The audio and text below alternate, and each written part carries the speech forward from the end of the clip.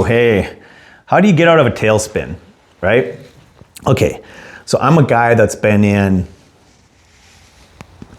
hundreds of tailspins, hundreds. I've been playing for 40 years. I've been playing competitively for 40 years. And when I was younger, I mean, I had tailspins daily when I was playing. And I mean, I'd say thousands of tailspins, right? And it took me a while to figure out, how do you get out of these tailspins and how do you make them less tailspinny? I mean, what can you do when you're in a tailspin? I mean, I've talked about trapezoiding tables where I went out to the US Open, my first US Open, and the corners weren't square. I walked in, I was just freaked out and everything went trapezoid. And I'm like, okay, well, I didn't know that was possible. I've also hit tailspins where I'm like, I'm playing over 700 and I'm like, I don't think that I can make this ball and play position. That seems like too big of a task right now. Okay. I've just got there. Like I just have. And so those are some like deep tailspins, right? I've been in tailspins where I feel like I'm completely lost. I just have so much negative stuff going on in the chair.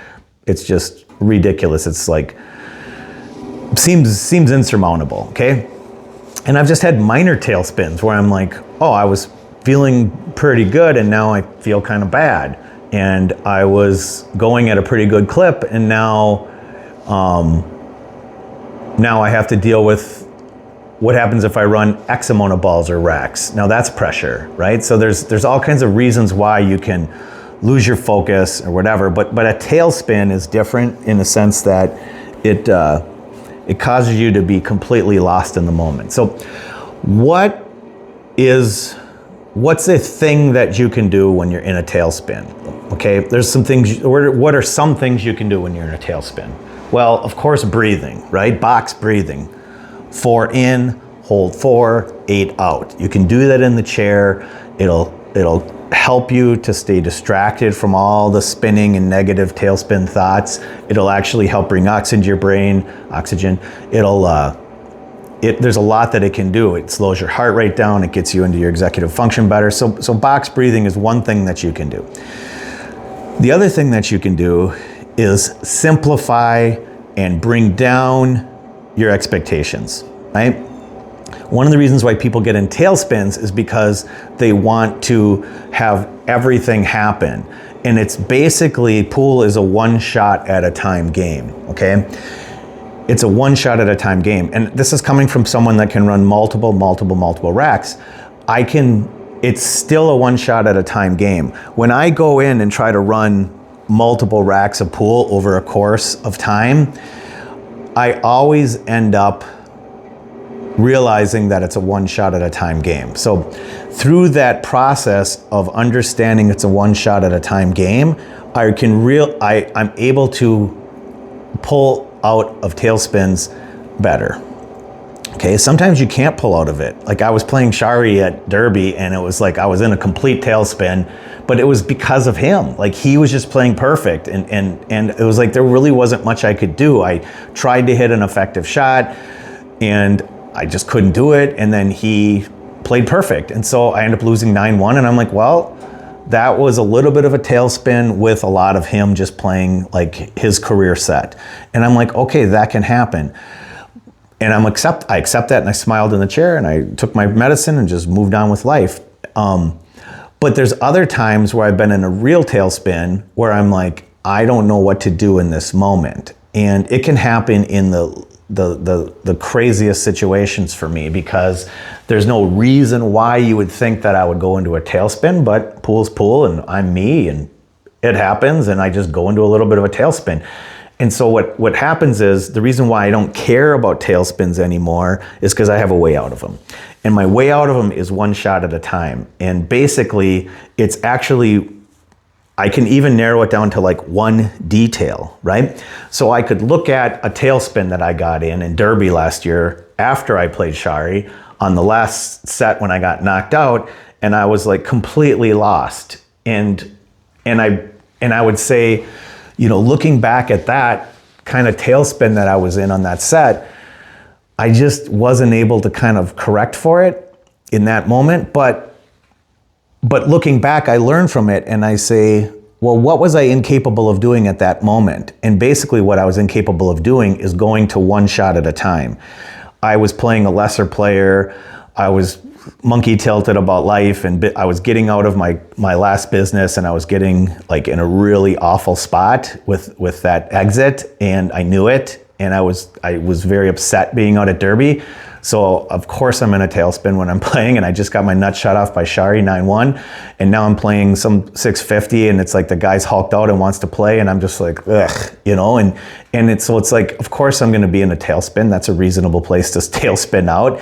And I look at it and I learn from it and I say, well, in that case, what didn't I do really well? And what I didn't do well, what I did poorly was I didn't go shot for shot. I didn't say, just find the joy in solving one shot at a time.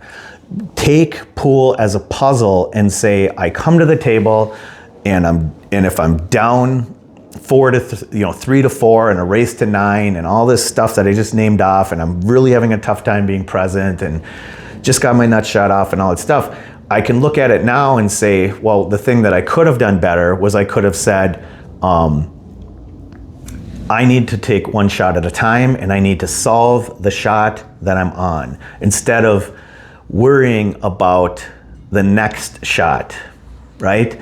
Because when you're shooting a 7, 8, 9 and you're concerned about playing position on the 9 ball and wanting to be straight in and 2 inches away, because if you're not, you're gonna have problems. That's a really like not an optimal way to play pool. It's a suboptimal way to play pool, and it never works. And so that's what keeps you in a tailspin. And what gets you out of the tailspin is to have acceptance and say, I'm going to design the shot. I'm going to try to hit the shot as clean and as good as I possibly can, and as accurately as I can with as much presence as I can muster, and then I'm going to accept the outcome. And so if I end up frozen on the rail with a shot in the 9 ball, I'm just going to have to deal with it at that point and take a breath and reset, and now this is my new shot. This is where I left myself. Instead of trying to do it all at once, right? The other thing that causes people tailspins, and I've seen this with watching people on streams, and I've tried to coach them through it and say, this is not a showcase for you to come out and play on a stream and have me analyze your game. It's not a showcase, it's a learning situation, right? Well, what happens is that keeps them out of a tailspin when they look at it that way. Like when I go play and I think, I'm not here to showcase, I'm here to figure out each individual shot and try to chain those shots together to excellent level of play or a high level of play. That is about being present. Putting pressure on yourself thinking that this is a showcase that I'm going to burst out of the cake and play perfect pool, that doesn't work. It's very random, right? It's like you can do that once in a while, but it's not, when it goes wrong, you don't really have anywhere to go with that. And so what I'm saying is, rather than ride this up-down roller coaster of this is my showcase and I'm pumped up, and you fill your head with all this ego and expectation, and then if it works, because effing pool's random and sometimes it works, then you tell yourself, well, that's what I need to do. I just need to pump myself up and get my ego really big and just and like come with the shots. And it's like, no, that's really my experience. I'm just sharing with my experience. That is a very random way to play, and there's a lot of like up and down with that type of thing, and that's not what confidence is. That's ego running. Confidence is having an approach to play pool that no matter what, if it's going great, it goes really great. And if it's going bad, meaning you're spiraling, you have something to hold on to that can keep you from spiraling. And so what keeps me from spiraling is to train pool as individual shots, as a puzzle, and to fall in love with solving that puzzle and coming up with the solution, and then watching what happens with this. Did it match what my design was? And watching what happens with that. Did it go where I thought it was gonna go? Do I have acceptance if I wanted to hit it on the thick side of the pocket and went to the thin, or do I freak out? Those are the types of things that used to trouble me. I thought I was hitting it over here and it went 3 inches over to the other side, and it's like, oh my gosh, everything's wrong. Like, this is not acceptable. Spiral, spiral, spiral starts. And what I'm saying is, when you train with acceptance, that helps the spiral. When you lower your expectations, that helps to keep out of spirals. And when you focus on one shot, that really is how you keep out of the spiral. And that's how you dig out of a spiral, is you realize, oh my gosh, I'm in a spiral. Now, what are the techniques and tactics, or what are some things that I can do to get out of the spiral? I can breathe, I can have acceptance, and I can go back to solving the individual shot. I can't run the rack with one shot, right? So if I go out and play bar table pool and I want to run 5 to 10 racks, I can't do that in one inning or one shot. I have to do that over the course of 70 individual shots played at a really high detailed level. And so because I know that, I understand what it should look like when I'm playing, and then I understand when it's not looking like that, how, meaning I'm spiraling, I can go back and say, oh, I see what's happening. I'm spiraling because I'm completely not present. I'm in the future, meaning I'm worried that this is going terrible, I'm getting killed, this is unacceptable. Or I'm thinking about the past, oh, this always happens, I'm a choker, I'm no good. This is just more evidence that it's not good for me and that it's never working, all that stuff. Or, yeah, so I'm in the past or the future, I'm not present. And what happens is the way to get out of the spiral is to get completely present and to just say, the simplest thing is, I'm going to hit this 10 ball, and it's not set to really break into those if it's like right here.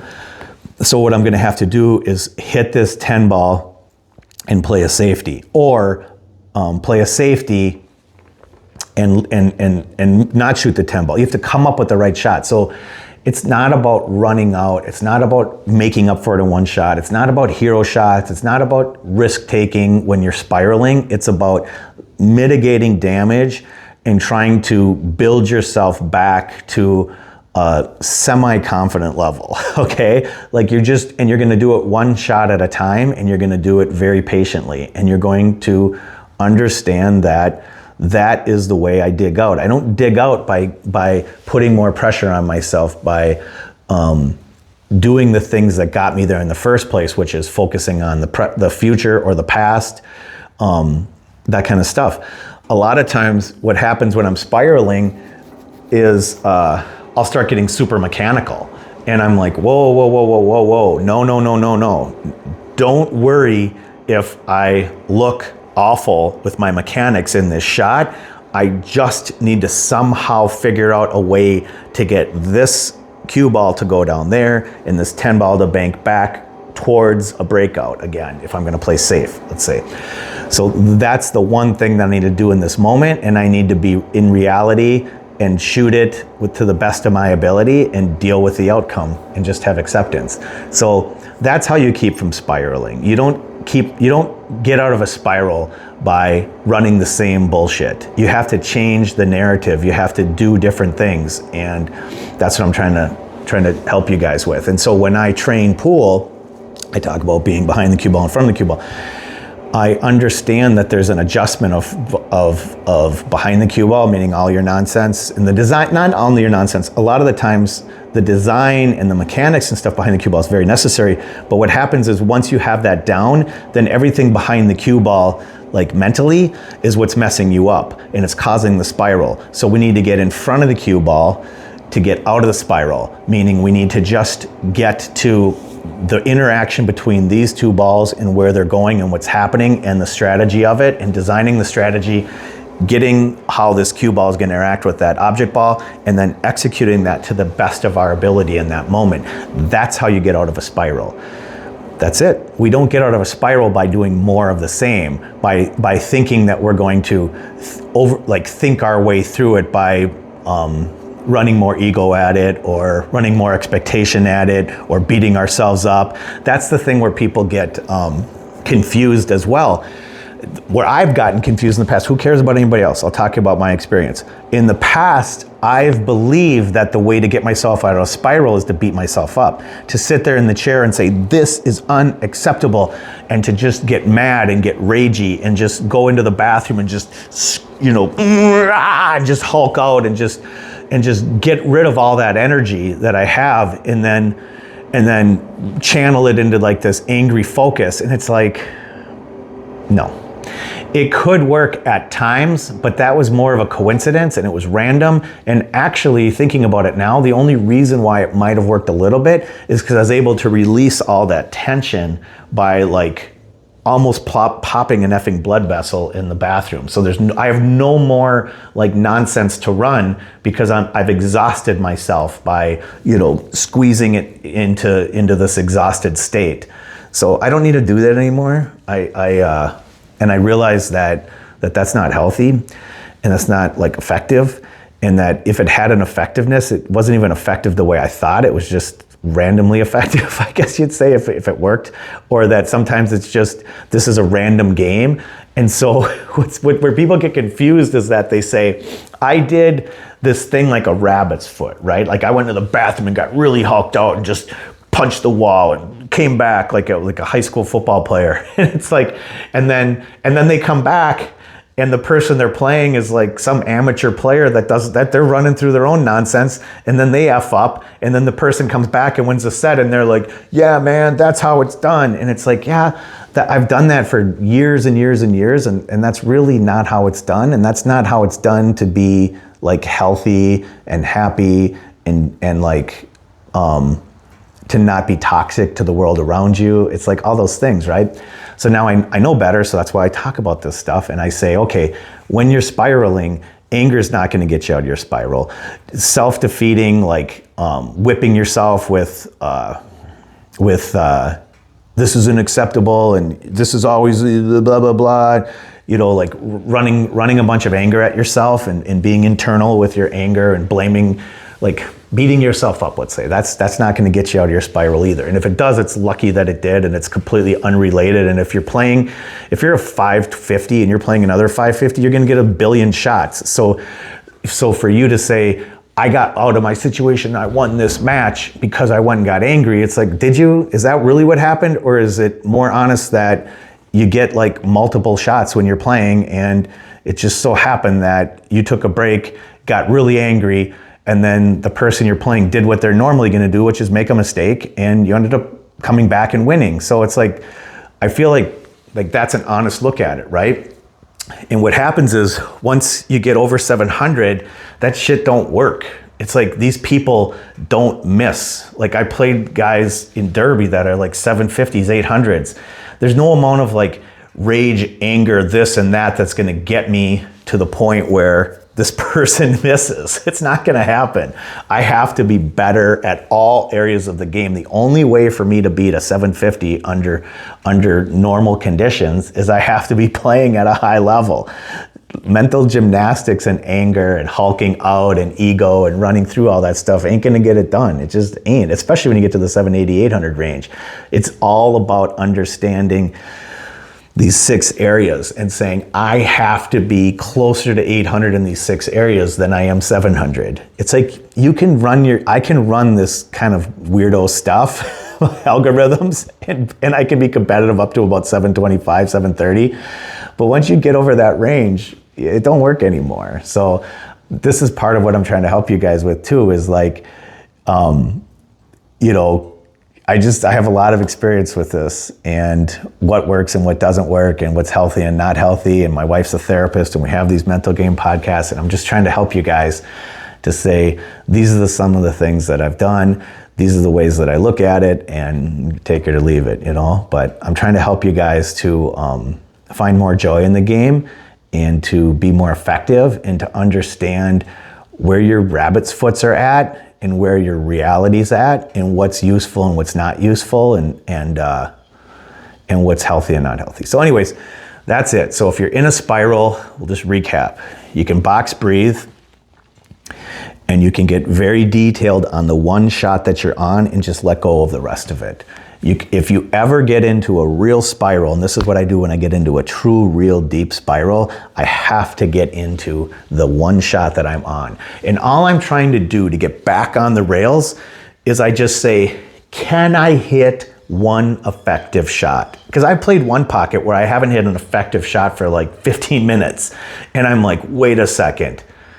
I'm trying to win the game in every time I get here. And this could be a 45-minute game, and I'm sitting there trying to win it on every shot. So it's like, wait a second.